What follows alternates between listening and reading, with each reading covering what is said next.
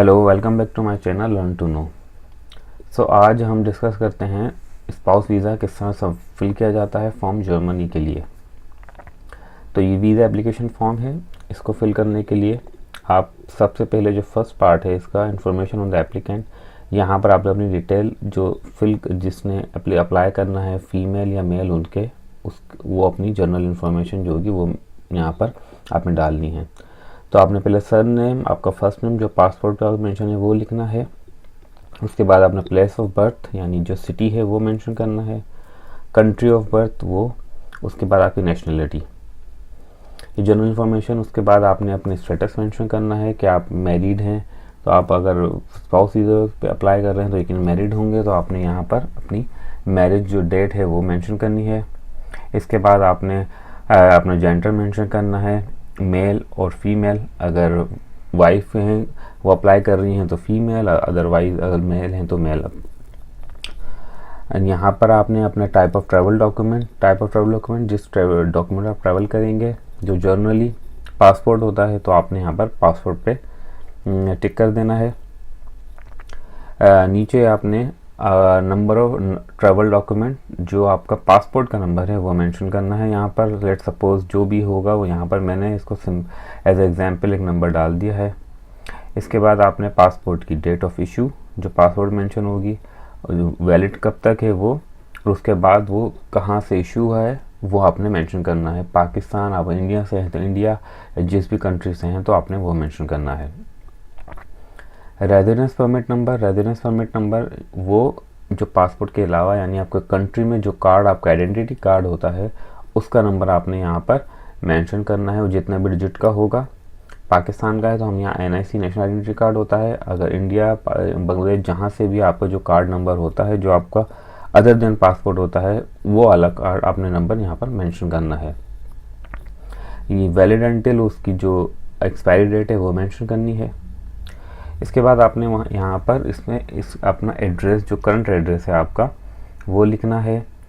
आपके जो सिटी का पोस्टल कोड है वो मेंशन करना है यहाँ पर प्लेस के साथ, यानी आपने पोस्टल कोड, अपना सिटी जो भी है वो लिखें। उसके बाद आप अपना ईमेल एड्रेस बहुत ज़रूरी है, बहुत इंपॉर्टेंट है, ये आपने डालना है। सारी कम्युनिकेशन ईमेल के थ्रू ही होती हैं। और आपने अपना मोबाइल नंबर है अपने कंट्री कोड के साथ, और फ़ोन नंबर है तो वो भी कंट्री कोड के साथ डालना है। अब जो सेकंड इन्फॉर्मेशन है, ये फर्स्ट पार्ट था जो कि आपने फिल करना था। अच्छा, यहाँ पर जो आपने अपनी फ़ोटोग्राफ लगानी है वो स्टेपल करनी है, ग्लू से उसको नहीं यहाँ पर लगाना। अब जो सेकंड पार्ट है वो इन्फॉर्मेशन आपने अपने रजिस्टर्ड पार्टनर के लिए जो जर्मनी में है उनकी इन्फॉर्मेशन यहाँ पर फिलअप करनी होंगी। यानी आपके हस्बैंड हैं अगर वाइफ के, उनकी, अगर हस्बैंड अप्लाई कर रहे हैं तो उनकी वाइफ की इन्फॉर्मेशन यहाँ पर आप सारी फिल करेंगे।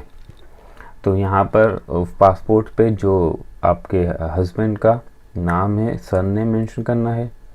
अब कोई फैमिली नेम फॉर्मर है तो वो मेंशन कर दें, अदरवाइज ऑप्शन ये कंपलसरी नहीं है। फर्स्ट नेम, उनकी date of birth, place of birth में सिटी का नाम, कंट्री नहीं लिखना। कंट्री ऑफ बर्थ में आपने यहाँ कंट्री लिखना है। आपने उनकी नेशनलिटी लिखनी है अपने हस्बैंड की। आपको कोई और नेशनलिटी है तो वो मेंशन कर दें फॉर्मर, अदरवाइज कोई ज़रूरत नहीं ऑप्शन को, इसको ब्लैंक रहने दें। और इसके बाद नीचे प्लेस ऑफ रेजिडेंस, आपके जो हस्बैंड की रेजिडेंस है जर्मनी में, यहाँ पर आपने यहाँ पर सिटी का नाम लिखना है। फ्रैंकफर्ट है, म्यूनिख, बर्लिन एक्सेट्रा जो भी होगी वो आपने यहाँ पर लिख देना है। थर्ड जो इसका पार्ट है उसके अंदर आपने अपने बच्चों की इन्फॉर्मेशन लिखनी है, चिल्ड्रन की। अगर आपके हैं 18 बिलो या 18 अबव सबकी इन्फॉर्मेशन यहाँ पर आपने फिलअप करनी है। लेट सपोज आप कोई भी, आप लेट सपोज मैंने एक एग्जांपल तौर पे किसी एक बच्चे की इन्फॉर्मेशन डाली है यहाँ पर, तो आपने बच्चे के इस पासपोर्ट के पे जो सर नेम है वो फर्स्ट नेम, उसकी gender, date of birth plus city जहाँ पर वो बर्थ हुई है बच्चे की, यहाँ पर बच्चे की नेशनैलिटी डालनी है, और आगे उसका प्लेस ऑफ रेजिडेंस में सिटी जो है जहाँ पर करंटली अभी बच्चा है वो आपने वहाँ पर उसकी मेंशन करनी है। जितने भी होंगे बच्चे उस तरह आप इसको एज वाइज आप यहाँ पर सारे फिलअप कर दें। फोर्थ पार्ट जो है वो information on the applicants parent, यानी जो अब आप खुद फिल कर रही हो तो वाइफ हैं तो वाइफ के पेरेंट्स की इन्फॉर्मेशन आएगी। अगर हस्बैंड हैं तो उस मेल के अपने फादर और मदर की। तो यहाँ पर अगर वाइफ अप्लाई कर रही हैं तो उनके फादर और मदर की इन्फॉर्मेशन आएगी। इसी तरह first name, last name, date of birth, nationality और आपका प्लेस ऑफ रेजिडेंस, आपने अपने फादर की और मदर की जो उनके पासपोर्ट पे या उनके आइडेंटिटी कार्ड जो भी आपको पता है तो यहाँ पर आपने एग्जैक्ट डालनी है और ये कंफर्म हो कि 100% करेक्ट इन्फॉर्मेशन हो। इसमें कोई आपने अपनी तरफ से चीज़ों को ऐड नहीं करना, जो अवेलेबल है वो इन्फॉर्मेशन डाल दें आप। फिर इसने पूछा है कि आप इससे पहले जर्मनी में थे या जा चुके हैं, अगर हैं तो आपने यहाँ पर उसकी डेट और सब मंथ वगैरह लिखना है। अगर फर्स्ट टाइम है तो आप नो पे क्लिक कर दें। अब आपने 6 में बताना है कि आप जर्मनी में कहाँ पर रहेंगे। तो अगर आपको एड्रेस पता है आपके हस्बैंड का और वहीं पर आपने रेजिडेंस करनी है तो यहाँ पर आप पूरे जर्मन एड्रेस अपने हस्बैंड का मेंशन करें, पोस्टल कोड डाल दें यहाँ पर जो भी वहाँ का है वो। और नीचे आपने ये बताना है कि आप जहाँ पर अकोमोडेट होंगे वो सिंगल रूम है, डबल रूम है या कोई कलेक्टिव एकोमोडेशन है, जो भी होगा वो आपने मेंशन करना है। लेट सपोज अगर 2 रूम्स का अपार्टमेंट है तो आप 2 रूम पे क्लिक करके यहाँ पर नंबर ऑफ़ रूम्स शो करने हैं 2। अगर 3 है तो 3 मेंशन कर दें। जो भी अवेलेबल आपको पता है इंफॉर्मेशन यहाँ पर वो आपने फिल करना है। अभी 7th है कि आपने इसमें है कि आप अपनी परमानेंट रेजिडेंस फेडरल जर्मनी से बाहर रखना चाहते हैं या नहीं, या आपकी नेशनलिटी के अलावा है कोई, तो आप इसको अभी यहाँ पर नो कर दें इसको कि मैं कोई आउटसाइड ऑफ जर्मनी कोई नेशनलिटी को नहीं या रेजिडेंस नहीं रखना चाहता, नो। अगर रखना चाहते हैं तो फिर यहाँ पर आपने उस नेशनलिटी को मेंशन करना है। इसके बाद ये है कि डू यू फैमिली मेम्बर्स, यानी आपके साथ कोई और मेंबर भी आपके जाना चाहेगा जर्मनी में। अब जैसे ऊपर मैंने एक फॉर सपोज एक चाइल्ड की इन्फॉर्मेशन है, आपके बच्चे की इन्फॉर्मेशन डाली है, जैसे यहाँ पर अहमद मोहम्मद की। तो अगर आपके साथ ये एक कंपनी यानी आपके साथ ही ट्रैवल करेंगे तो यहाँ पर पूरा नाम उसका डाल दें। अगर वो बच्चा नहीं जाएगा तो यहाँ पर आप इसको ब्लैंक छोड़ देंगे। इसी तरह आपका पर्पस ऑफ स्टे क्या है, यानी आप स्पाउस इधर एक में अप्लाई कर रहे हैं तो ये फैमिली यूनियन में आएगा तो उस पर क्लिक कर दें। जो ये वाला ऑप्शन है I intend to stay no longer 12 month in the federal journey, इसको कोई टिक करने की कोई ज़रूरत नहीं, इसको एज इट इज़ रहने दें। ये इस ऑप्शन के की कोई ख़ास रिक्वायरमेंट नहीं है। इसमें यह है कि I intend to stay no longer 12 months, अगर 12 मंथ से ज़्यादा होगा तो वहाँ पर मैं वीज़ा अप्लाई करूँगी और फर्दर मेरी जो ड्यूरेशन होगी वो सब कुछ मेरा कवर होगा, उसमें मेरे अकोमोडेशन वगैरह सब कुछ। तो ये मेंशन करने की कोई ज़रूरत नहीं है।